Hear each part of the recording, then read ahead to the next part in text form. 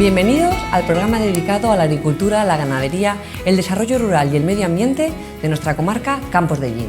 Comenzamos con una nueva edición de Abriendo Campos con las noticias más destacadas de esta semana. El consejero de Agricultura, Agua y Desarrollo Rural, Francisco Martínez Arroyo, anuncia una normativa que exigirá que la uva entre en bodega con al menos 9 grados. El responsable regional de Agricultura, Agua y Desarrollo Rural, Francisco Martínez Arroyo, ha subrayado en cuanto a la PAC que lo importante es que tenemos un presupuesto suficiente. Desde la Consejería de Agricultura se espera que se llegue a un acuerdo entre Reino Unido y Europa respecto a las negociaciones del Brexit, para que los productos agroalimentarios castellano-manchegos sigan entrando en ese país. La Fundación PYME y FEDAMU ofrecerán a las pymes asesoramiento y acompañamiento a mujeres emprendedoras y microempresas en el ámbito rural. Hoy en Abriendo Campo, recogiendo los ajos en los charcos.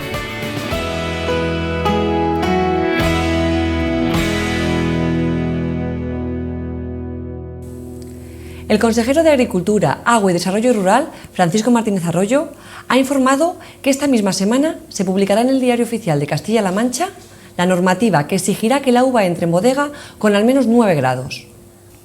El consejero ha destacado que es una vuelta de tuerca más en el compromiso del Gobierno regional con el sector vitivinícola a favor de la calidad.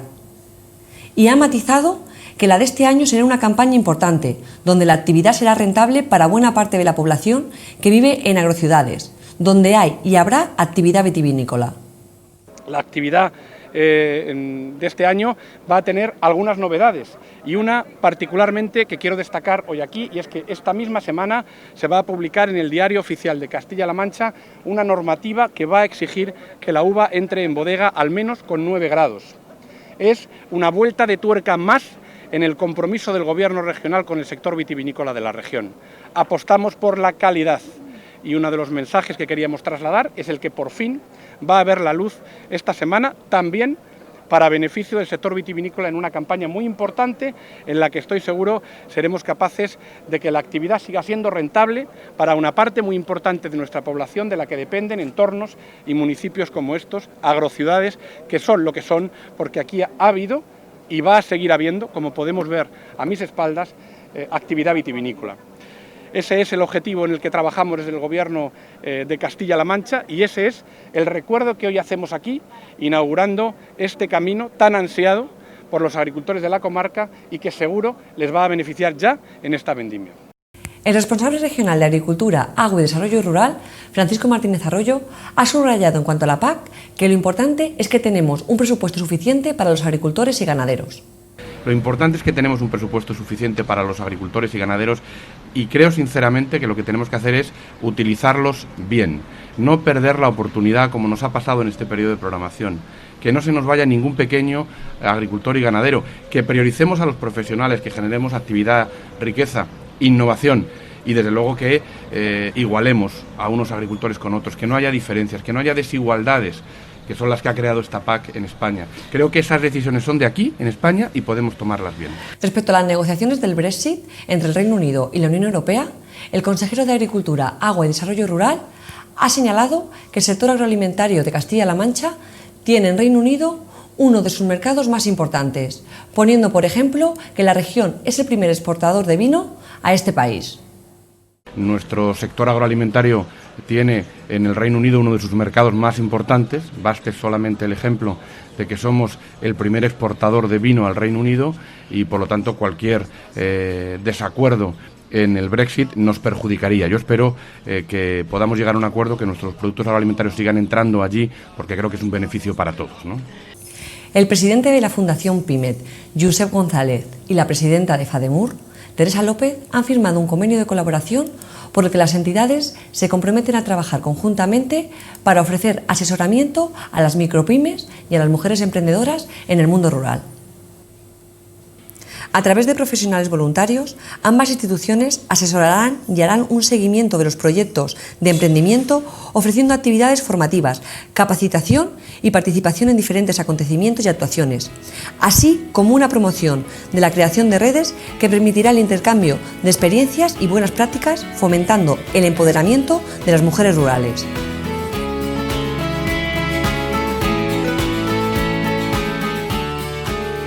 Hoy en Abriendo Campos veremos cómo se planta el brócoli.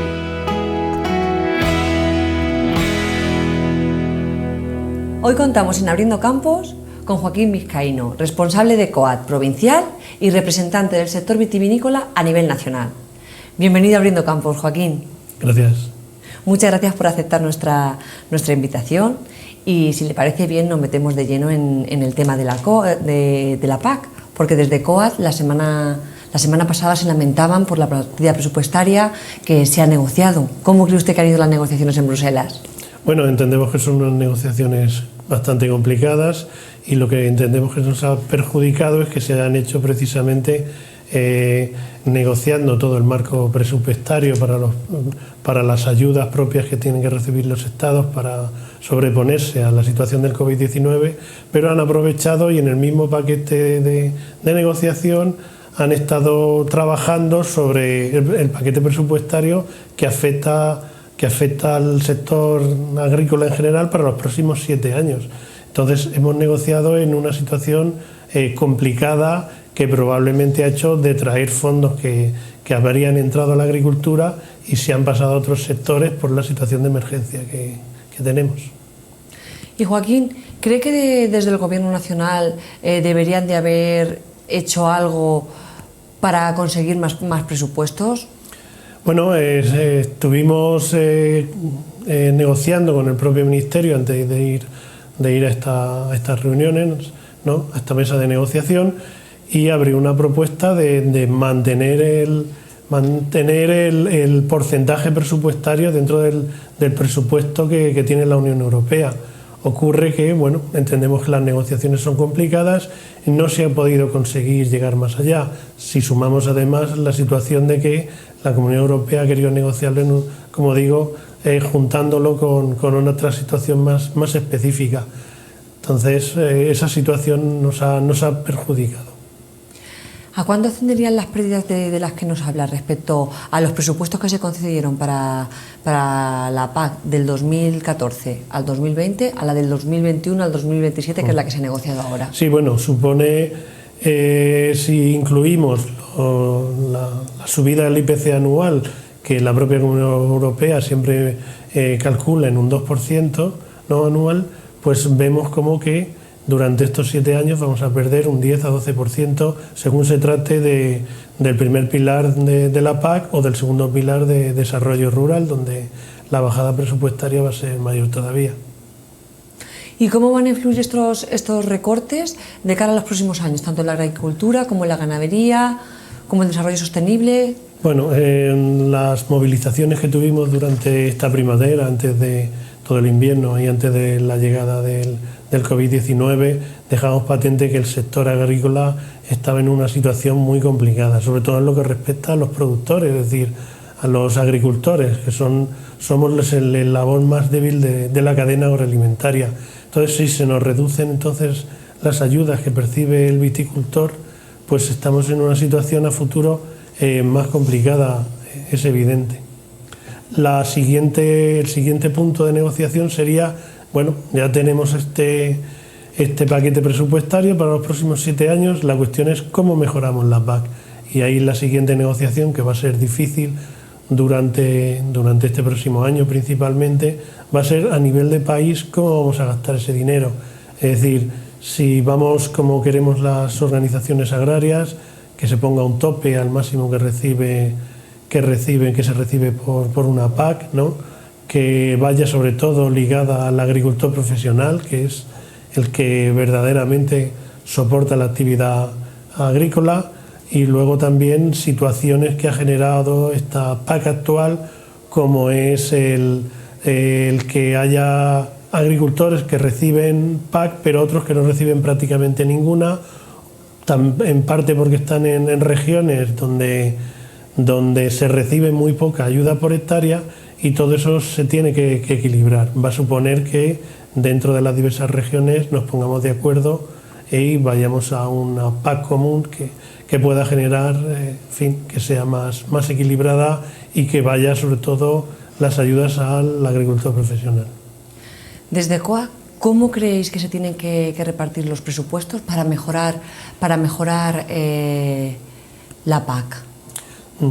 Bueno, pues nos referimos sobre todo a ese sentido, es decir, nos están exigiendo el nuevo paquete presupuestario de la PAC para los próximos 7 años que cumplamos más condicionamientos medioambientales, cuando estamos soportando, por ejemplo, la entrada de productos de terceros países que entra con una clara ventaja sobre nosotros, porque actúan en situación de dumping, es decir, tienen ellos unos costes laborales mucho más bajos, luego también utilizan productos fitosanitarios que aquí están prohibidos.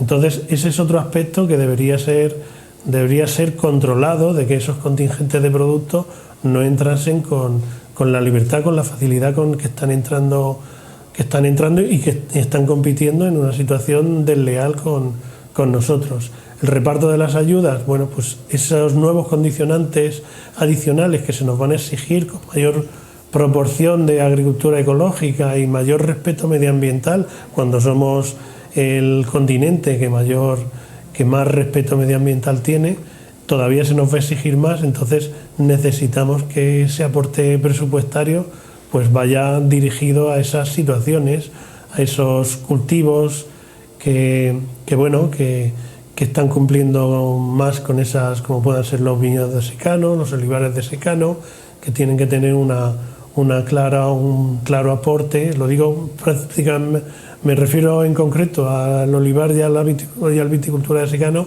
porque aquí en esta zona de Ellín pues, es uno de los cultivos preponderantes, junto con el almendro también de secano, que necesita un aporte adicional. De lo contrario, pues si todos esos terrenos pasan a no ser rentables, se abandonará el cultivo y el problema medioambiental lógicamente será mucho mayor. Entonces necesitan ese aporte de ayudas. Y esta situación de pandemia, aparte de afectar a toda la agricultura en general, se ha cebado bastante con el sector vitivinícola. ¿Cómo han sido estos 4 meses pasados? Bueno, han sido verdaderamente complicados, viendo cómo sobre todo ha afectado al consumo de vino en el canal Horeca, ¿no? Es decir, sobre todo ha afectado a los vinos que se beben en celebraciones. Principalmente ha afectado incluso más que a otros vinos, ha afectado por ejemplo a los cavas que se beben normalmente en celebraciones. Entonces hay precisamente sectores muy afectados. No es solamente la merma que ha habido en cuanto a salida de producto a exportación, donde al principio, porque tenemos estadísticas del Ministerio que nos mandan mensualmente, donde las bodegas tienen que dar comunicación de las entradas y salidas de productos, que es el Infobi. Ahí vemos que los primeros meses parecía que no nos estaba afectando mucho, parecía que estaba derivado los efectos, ¿no? Pero ya en el último Infobi a fecha de 31 de mayo, ahí vimos como, bueno, ya afectó durante ese mes, vimos que había una bajada respecto al mes anterior de un 25%. Entonces estamos viendo que vamos a tener unos stocks, un producto almacenado muy superior a la media. Si normalmente estamos en España en torno a los 31 millones de hectolitros de stock, pues vamos a estar entre 38, 39 millones de stock, que es una cifra bastante más alta, lo cual nos hace estar en una situación de cierta incertidumbre, pese a que se ha almacenado con las ayudas que se han puesto en marcha de respecto al COVID-19. Se han puesto en marcha 3 medidas, una medida de destilación, de crisis, otra medida de almacenamiento y una medida de vendimia en verde más aplicada a denominaciones de origen, puesto que había determinadas zonas donde las bodegas estaban diciendo que no iban a recoger esas uvas. Precisamente son las uvas de mayor y los vinos de mayor valor añadido, que son los que nos están consumiendo en Canal Horeca. Entonces había que darles un una respuesta a esos viticultores que probablemente se iban a quedar con esas uvas sin poderlas entregar en bodega, puesto que tienen producto suficiente de años anteriores, y había que darle respuesta con esa medida de vendimia en verde. Las otras dos medidas de destilación y de crisis y almacenamiento, pues han retirado para destilación 2 millones de hectolitros y para también en torno a otros 2 millones de hectolitros. ¿Qué ocurre? Que es insuficiente, porque si ya digo que, bueno, tenemos que la media de stocks para que un año funcione medianamente bien está en los 31, 32 millones de hectolitros, y vamos a tener, por la no salida de producto, 38, 39, quitar 2 millones de hectolitros por destilación va a ser una medida insuficiente, y va a ser insuficiente porque no contamos con los 2 millones de almacenamiento, porque en 6 meses o un año van a volver a salir al mercado. Entonces ahí esas medidas se pusieron en práctica, que son con dinero sobrante del programa de apoyo del sector del vino que recibe todos los años, que son el dinero que se dedica pues a reestructuración de viñedo, a mejora en la industria agroalimentaria y a promoción del vino en terceros países. Como ese dinero no se gastó por la situación de COVID-19, pues se ha decidido poner en estas medidas de destilación, almacenamiento y vendimia en verde. Lo que pedíamos al Ministerio es que redotara esa medida con más dinero, puesto que hemos visto que ha sido insuficiente. Habría que haber destilado más cantidad de producto. Entonces, esas 3 medidas se han quedado prácticamente, respecto de las solicitudes, a mitad de lo que había solicitado el sector. Entonces, ahí nos ha faltado a nivel europeo poder negociar más fuerte con la Unión Europea y que nos apartaran más dinero para esas medidas. Es decir, sin embargo, en Francia, por ejemplo, no se ha sacado las mismas medidas, pero el propio Estado francés ha puesto un dinero adicional, cosa que aquí el Estado español no ha hecho. Entonces estamos en una situación de agravio comparativo respecto a ese país que es un competidor directo. O sea, se nos va a juntar la uva de la campaña pasada con la de esta vendimia. Debido al cierre de la restauración, al parón en las exportaciones. ¿Cómo está siendo ahora que estamos un poquito más aliviados con el tema del coronavirus? ¿Cómo está siendo la reactivación de la restauración y de las exportaciones? ¿Va a aliviar un poco el que se junten las dos campañas? Bueno, eso son un poco una previsión. Lo vamos a ver, como digo, mensualmente con esos datos que nos manda el Infobi. Es decir, si vemos que se reactiva el consumo y vemos que a fecha de 31 de julio, que es cuando se marcan los stocks de enlace de campaña, y vemos que si no bajamos a razón de 2,5 millones de hectolitros que estamos bajando, y bajamos como un año normal cada mes, en torno a 3 millones, o incluso se reactiva y vamos a 3,5 millones, pues desde luego se notaría que se ha reactivado.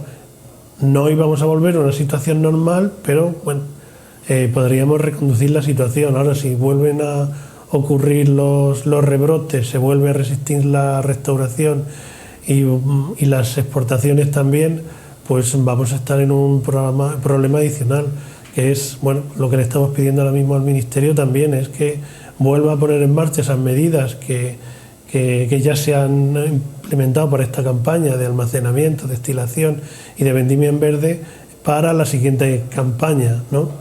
Por dar una visión al sector de que vamos a responder sí o sí ante lo que ocurra. Digamos que la expectativa es muy importante. Si ya ponemos encima de la mesa que vamos a aplicar esas medidas y que damos esa versión al sector, pues los compradores no van a venir tirando los precios, porque saben que en cuanto llegue el producto de la nueva vendimia a las bodegas se va a poder asumir y vamos a estar en un balance más o menos ajustado, pero hay que poner en marcha esas medidas y hay que dotarlas presupuestariamente, aunque luego el dinero se utilice verdaderamente a partir del verano que viene, pero hay que ponerlas en marcha ya y hay que empezar a solicitar dinero también de la Unión Europea para que ponga en funcionamiento eso ya. De acuerdo. Luego, Joaquín, una de las pocas cosas positivas que ha habido durante esta pandemia es que se ha reactivado el consumo de vino en las casas. ¿Esto se sigue manteniendo? ¿Qué habría que hacer para potenciarlo? Sí, bueno, lógicamente es algo bueno, es decir que el consumo de vino está introducido en nuestra cultura, aunque si nos comparamos con otros países, como Francia, por ejemplo, hemos visto que el consumo per cápita pues sigue bajando, ¿no?, año a año.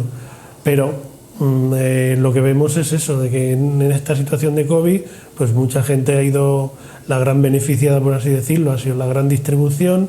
Se ha dejado de vender productos, no solamente vino, sino otro tipo de productos en pequeños comercios o lo que se consume vía Canal Horeca, lógicamente, y el gran beneficiado ha sido la gran distribución. Entonces, sí, se ha vendido mucho más vino. Claro, ahí han salido beneficiadas las marcas que venden directamente en la gran distribución. Las pequeñas marcas que venden productos que ocurre normalmente de alto valor añadido y lo venden directamente a los bares, restaurantes y hoteles, pues lógicamente han salido perdiendo, han tenido que readaptarse, poner en funcionamiento y poner mayores medios la venta por internet, que también ha crecido, ¿no? Pero el tema es que aunque han crecido en la venta en esos dos sectores, en líneas generales ha bajado el consumo. O sea que la pandemia sí que ha hecho mucha merma, como dices, y hay mucho stock en las bodegas. Luego también otro de los temas que están actualmente de actualidad es el tema de los contagios entre los temporeros. Se está pidiendo un protocolo para saber cómo actuar de cara a la próxima vendimia que tenemos ya encima. ¿Cómo cree que va a afectar esto a la campaña? Bueno, lógicamente tenemos un problema. Si siguen habiendo rebrotes, hemos visto cómo ha ocurrido en Lérida, cómo han aparecido esos rebrotes precisamente en los temporeros, ¿no? Entiendo que no ha sido esa transmisión precisamente en el trabajo o en transcurso del propio trabajo, puesto que los trabajadores llevan su equipo de protección individual, llevan sus mascarillas puestas y en muchas ocasiones trabajando al aire libre, por ejemplo vendimiando, un trabajador lo máximo que se acerca a otro es a 2,5 metros, es decir, cada uno lleva su línea de plantación vendimiando, con lo cual contacto directo no existe. Además el aire libre es un sitio que está bastante venteado, entonces entendemos que esa transmisión ha sido pues durante el alojamiento o las actividades de ocio que también tienen esos temporeros, ¿no? Entonces ahí lógicamente el problema radica en que los temporeros no vienen de una zona determinada, sino que se desplazan, empiezan los trabajadores que hay por esta zona, ocurre que empiezan a lo mejor con la naranja o a principios de año con la aceituna en Andalucía y van rotando por muchos sitios. Hay un contingente importante de trabajadores que van rotando, van a otras zonas a coger fruta y luego terminan con la vendimia. Entonces el principal riesgo que entendemos es precisamente esos trabajadores itinerantes. Si vienen de otras comunidades autónomas donde han existido focos o han estado en contacto con el COVID-19, pues es lo que habría que controlar. En ese sentido hay comunidades autónomas que se han puesto manos a la obra y en Rioja hemos visto las noticias como las organizaciones agrarias hemos conseguido que la comunidad autónoma de La Rioja pues sufrague esos PCR cuando llegan trabajadores de otras comunidades autónomas. Eso entendemos que es algo positivo, que aquí en Castilla-La Mancha todavía tenemos margen para negociarlo, pero deberíamos también ir a una situación de ese tipo, ¿no? Sobre todo en zonas muy concretas donde hay una demanda importante de trabajadores para la vendimia. Estamos hablando del corazón de La Mancha, ¿no? De Ciudad Real, donde está buena parte de la cosecha y se sigue haciendo mucha recogida manualmente también, como en otras zonas también de aquí, aunque aquí a lo mejor tenemos una cantidad mayor de temporeros y no tienen por qué venir tanto de otras zonas, pero cuando llega el golpe fuerte de la vendimia, a partir del 15 de septiembre vienen trabajadores de otras zonas para suplementar los trabajadores de aquí y ese ese flujo de trabajadores son los que se tienen que controlar. Los que están aquí, si no ha habido un rebrote, pues entendemos que no tiene por qué haber mayor problema. Desde luego sería muy bueno que se hicieran esas pruebas a todos los temporeros. Por otra parte, ¿cómo se prevé esta campaña? En cuanto a cantidad, en cuanto a calidad, ¿cuáles son las previsiones? Bueno, hace un año lluvioso, ¿no? Un año especialmente lluvioso. Además vino del año anterior, que fue muy corto en cosecha a nivel nacional, a nivel de las principales zonas productoras. Sin embargo, aquí en esta zona también fue un año extrañamente lluvioso el año anterior y tuvimos una cosecha media razonable. Pero volvemos a repetir aquí en esta zona un año lluvioso, vamos a tener una cosecha media, por encima de la media, y también en el resto del país ocurre que también vamos a estar por encima de la media. Claro, España es un país particular, no es Francia, donde, por ejemplo, países del norte de Europa, Alemania, tienen climas más constantes, no dependen del regadío tanto como nosotros. Entonces aquí la fluctuación de producción varía mucho de unos años a otros. Seguimos teniendo mucho peso del secano, entonces de años lluviosos a años no lluviosos, pues la fluctuación de cosecha es muy importante, es uno de nuestros principales problemas. Si nosotros tuviéramos una producción más constante año a año, probablemente no tendríamos estos problemas de stocks y de un balance que en determinados años podemos tener, digamos, una sobreproducción de cosecha que tenemos problemas para salir al mercado si tuviésemos cosechas más constantes, pero eso es algo que viene impuesto por nuestro clima, es una variación muy importante de las producciones que deberemos ir trabajando poco a poco en bueno, pues intentar hacer esas producciones lo más constante posible. Por esa razón todavía queda mucha campaña y depende mucho de si ahora, como estamos en plena ola de calor, no siguen durante el mes de agosto llegando nuevas olas de calor y que lleguen incluso hasta la vendimia, porque eso recortaría bastante la cosecha potencial que hay. Lo mismo que si le da por llover a mediados de agosto, como ocurrió el año pasado, pues nos podemos encontrar con una cosecha importante. Entonces es bastante dependiente del clima y de lo que ocurra, pero ahora mismo podemos decir que estamos en una cosecha que esperamos por encima de la media. Si la media está en 42 millones de hectolitros, pues podemos esperar algo más, pero pues eso, cogiéndolo con muchas precauciones, no nos podemos llegar a pronunciar mucho más. Joaquín, ¿cuánto puede variar aproximadamente la producción de un año muy seco a un año muy lluvioso? Bueno, pues a lo que España se refiere, tuvimos una cosecha bastante baja el año pasado, que estuvo por los 37-38 millones de hectolitros, o hace 2 años que tuvimos una cosecha de 50 millones de hectolitros. La variación es bastante importante. Entonces, ese probablemente, como te digo, es uno de los principales problemas que tenemos. Si tuviésemos cosechas más constantes, que fluctuaran mucho menos, 10% arriba, 10% abajo, como ocurre, por ejemplo, en Francia, pues nuestros sistemas de comercialización estarían mucho más adaptados para sacar ese producto al mercado, ¿no? Pero así con esta fluctuación, pues nos es mucho más complicado. El hecho de la puesta en regadío de nuevas zonas, pues hace que, bueno, tengamos cosechas pues más constantes, pero dentro de eso hay que fomentar la calidad y que determinados productores que tienen acceso al regadío no se vayan a altas producciones y, bueno, intenten mantener su producción lo más constante posible. Para que la calidad de esta campaña sea excepcional, ¿hay algunos trabajos, algunas labores que en estos meses anteriores tengan que hacer los agricultores? Bueno, hemos tenido precisamente en determinadas zonas, por la humedad que había esta primavera y las lluvias, pues problemas de mildiu que otros años prácticamente no han existido en esta zona. En otras zonas del norte de España son más proclives a ello, ¿no? En Cataluña, en Rioja, en otras zonas son bastante más proclives, pero este año han tenido todavía mayor problema con el mildiu. El mildiu al final no te resta calidad, te resta producción, porque ocurre justamente después de la floración. El problema es si aparecen otro tipo de enfermedades aparejadas, como el oidio, ¿no? Que también, bueno, si no se controla debidamente, pues ya puede afectar a la calidad, puede generar luego problemas de brotitis, pero si ocurre que es una vendimia seca, pues no tiene por qué haber problemas de brotitis, entonces podemos tener una muy buena calidad.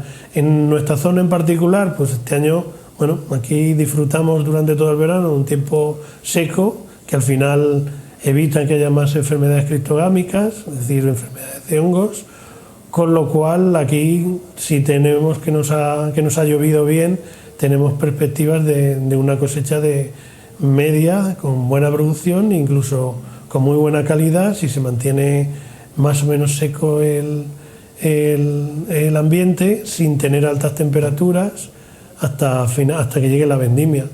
Es decir, al final puede ser malo como que llueva mucho, como que hagan noches muy calurosas. Las noches tropicales hacen que vamos a tener estos días de 24 o 25 grados de mínima, hacen que la planta no pueda trabajar, no pueda madurar. Si eso se mantiene hasta la vendimia puede ser nefasto, la planta no puede trabajar. Esas noches de agosto que baja la temperatura de los 18 grados son las que dan la verdadera calidad al vino, a la uva.